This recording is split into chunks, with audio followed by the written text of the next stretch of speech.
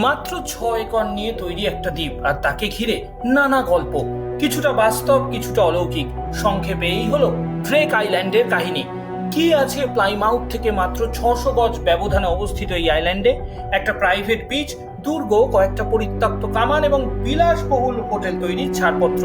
এই গোটা বিষয়টাই এবার বিক্রি হয়ে যাবে বলে মনে করা হচ্ছে, যাকে পোশাকি ভাষায় বলা যায় পুট আপ অন সেল।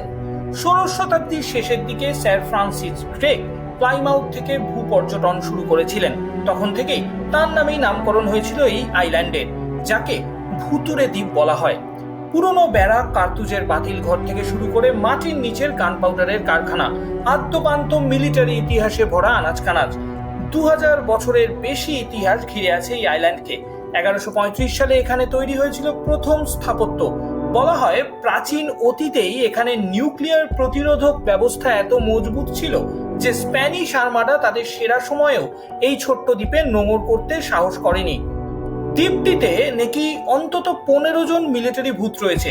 এই দ্বীপের এক সময়ের মিলিটারি ব্যারাকে কাজ করার সময় যাদের মৃত্যু হয়েছিল। দ্বীপটিকে নতুন করে সাজিয়ে তুলতে উদ্গ্রীব মর্গ্যান ফিলিপস জানাচ্ছেন পুরো দ্বীপটি সাজিয়ে তুলতে এখন খরচ পড়বে 25 মিলিয়ন ইউরো। তিনি দ্বীপটি বিক্রি করে দিতে চান। তার ইচ্ছে এটি দুনিয়া জোড়া ডেস্টিনেশন ওয়েডিং এর প্রাণকেন্দ্র হয়ে উঠুক। তার দাবি এই দ্বীপটা তাকে বিক্রি করার বুদ্ধি দিয়েছেন এই দ্বীপে থাকা 15 জন মিলিটারি ভূত। তার কথায় ওরা সবসময় পাশাপাশিই থাকে। তিনি টের পান ওরা এই দ্বীপের সর্বত্র ছড়িয়ে আছে, কিন্তু কখনো কারো ক্ষতি করে না, করবেও না।